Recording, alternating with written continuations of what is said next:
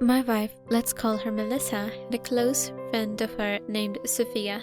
She was a very close friend of my wife.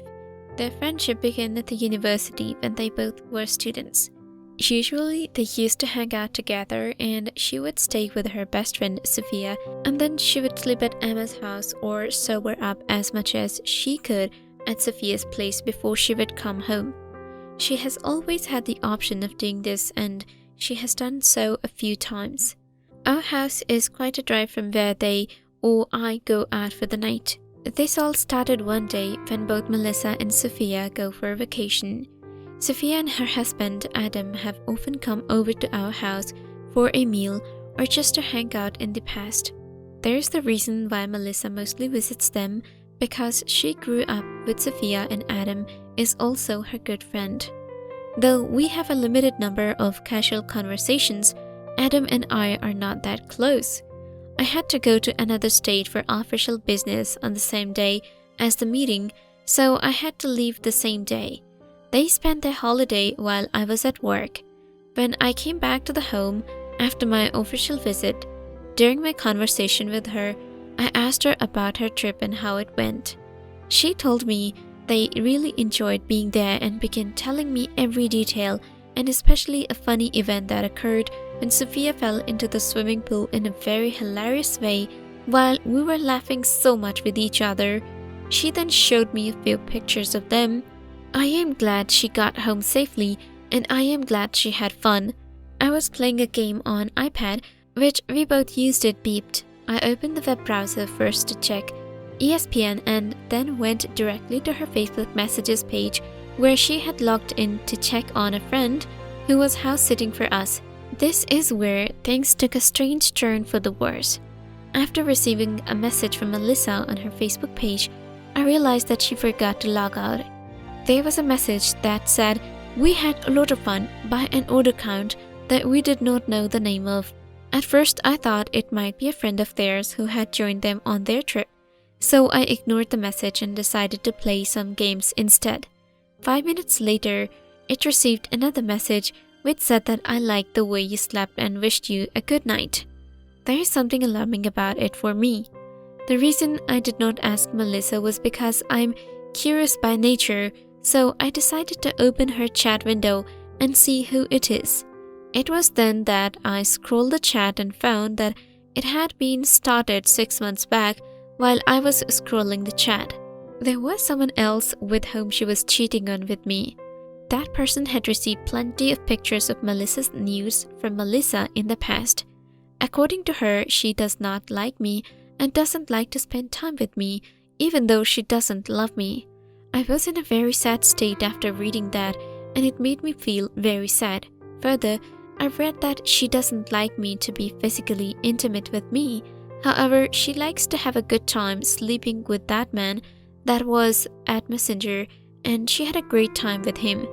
Her messages broke me even to my core, and her messages shocked me to my core. I felt as if I was cursed or destined for what happened to me at that moment. In the midst of losing my temper by asking myself, how could a wife be so selfish as to state these things about her husband in such a way?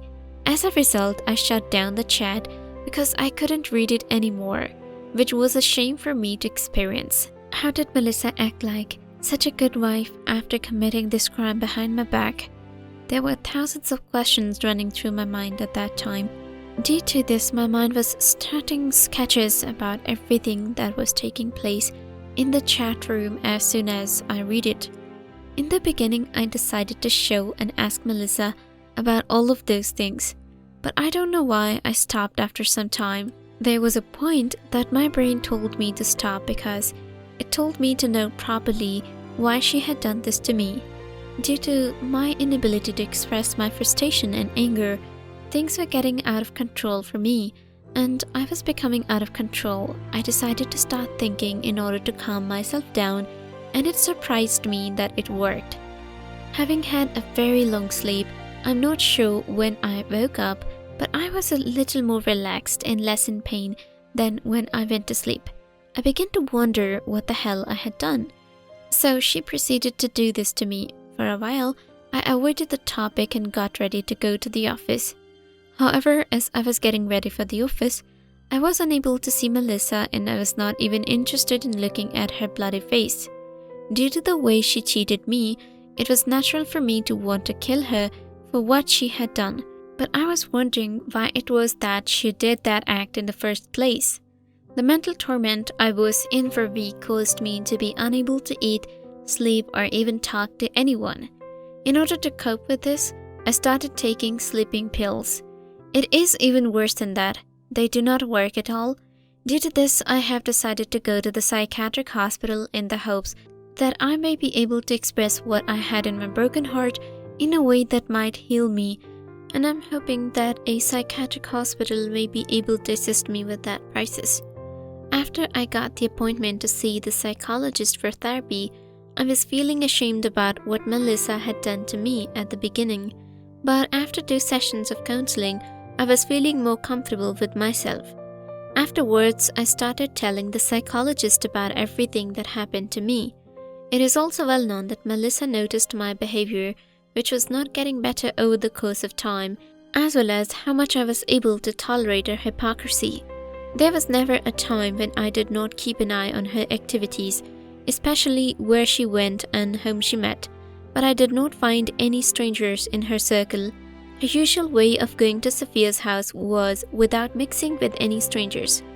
Every night they chat and I checked their chat the next day to see what they were saying. Whenever I was tracking her, I always thought about how could I catch her crime, because I have been tracking her for the last 1 month and she hasn't met any suspected person. As I was checking the iPad, I think that she wasn't aware that her ID was logged on the iPad, so I was checking it on a regular basis. The pair has chatted several times and I was looking forward to when they would plan to meet. When I checked the chat and saw their messages, I realized they were talking about sex. I threw my iPad at the table in anger, and it was worse for me. Melissa came and asked me why did I do that. At that time, I was in a state of anger and got out of the house because I did not want to cause a scene at that time. It was getting out of control by the day, and it was only going to get worse. Sadly, after receiving her shameful messages, I became extremely depressed to the point that I was contemplating suicide, which is why I thought of quite a number of bad thoughts about it. During my appointment with my psychologist, I discussed all of these things with him. Despite his best efforts, he was only able to calm me down so much because the topic was about things related to my wife. It is impossible for a person to accept that his wife had slept with another person while he was married. The topic was about things related to my wife. Sophia and Adam once came to our house and offered us to hang out at the weekend, but I refused and went to another room. As far as they are concerned, I'm not doing well. After that, they asked Melissa what was going on with me and if he was okay or not. She replied that he was just stressed and worried about the job because he has a lot of paperwork to do. Then Adam said let me talk to him about the matter. It was Adam who came to me, started casual conversation with me, and insisted that I tell him my problem, but I was not in that kind of state. But when Adam came to me, it was a sign of greatness on his part to see me in that position. Then he offered me to go out for some drinks with me. In my knowledge, Adam was somewhat of an alcoholic, as I know he drank quite a bit. Despite my resistance, he somehow convinced me to go with him for a drink and to chill with him. It has been decided that we will go out at the weekend. At that time, I was feeling a bit relaxed as I talked to him and I started hanging out at the weekends. He was a very jolly person and we spent an evening with him. I did not like the way he drank a lot, and on that day, he was not any different. I dropped him off at his house when we were done. So we started meeting on weekends and I felt relaxed with him. When I thought about telling him the whole story, I thought I should explain it all to him as my friend, not as me. When I went to the bar over the weekend, Adam told me to wait him at the bar. Despite Adam's drunken state, he was unable to control what was happening to him. When he offered me a drink, I of course accepted. This is because I was going to tell him the whole story about my life that night. After a few shots, I started taking shots.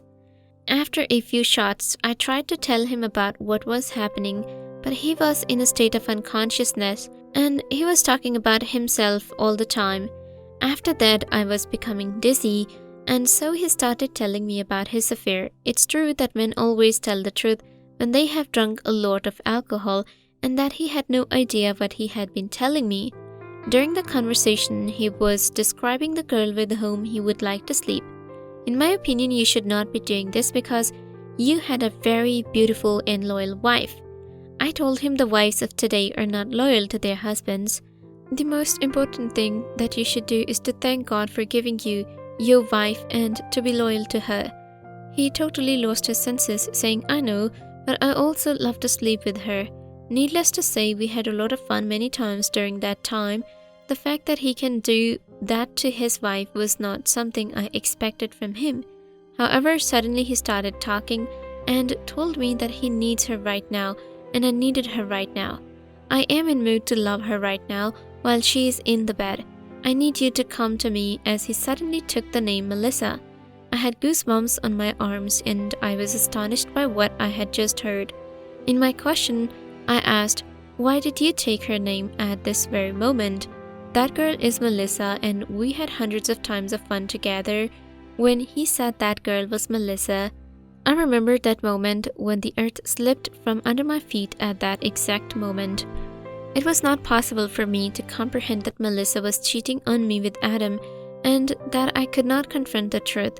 Did he sleep with her? Is that right?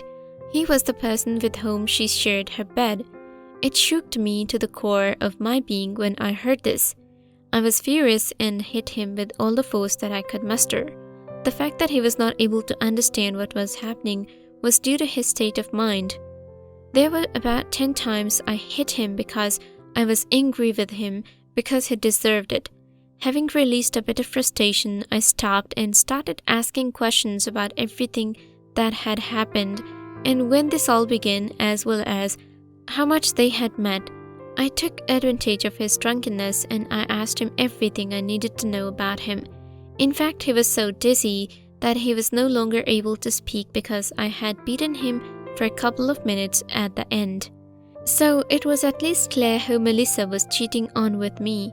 Due to his intoxication and injury, I dropped him off at his home and took him to his room. It was my excuse to Sophia that he had gotten into a fight with someone before I even arrived at the bar. Next day, I was thinking about how to get revenge from both of them. It was driving me crazy. Then I planned to get revenge because I needed it, and I wanted them to feel like when their better half had cheated on them with someone else. I started meeting with Sophia and I made an excuse about the need for her help. Just so I could meet with her regularly, I told her I needed your help because there are things that aren't going well between us and asked her not to tell Melissa that we met, and she agreed to help me and said she wouldn't tell Melissa because she just wanted us to be happy together as a couple. In the beginning of our meeting, I started telling her a false story about Melissa not understanding me and that she was always arguing with me, which made me think I needed assistance on how to handle her.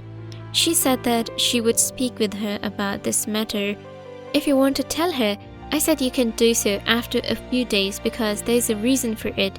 She replied, okay, I'll wait for your response. A week later, I called her and she came to the bar and I ordered a drink for her. After she finished, she said it was enough, but insisted that I keep ordering until she became unconscious. Then I took her to a hotel room where I got intimate with her and took some pictures. However, I did not do anything more than that. My next step was to take her home, so I took her home with me. As a result of this, I asked Adam and Sophia to come to our house so we could tell each other everything after 2 days because I couldn't wait to do so. When they got here, I asked them to set up and I just gave them pictures I took with Sophia and screenshots of Adam and Melissa's message. In the midst of this, Adam and Sophia started shouting at me and Sophia. They believed that I had no knowledge of the shameful act they committed. I showed them the screenshots about their shameful act, and Sophia immediately started crying, but Melissa was still not reacting at all. I handed her the divorce papers and I threw all of the household items out of the house.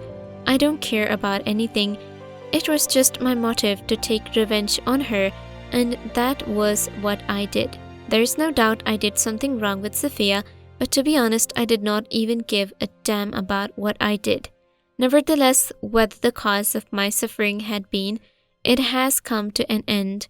Now that I have moved away from all these terrible people, I can live a peaceful life.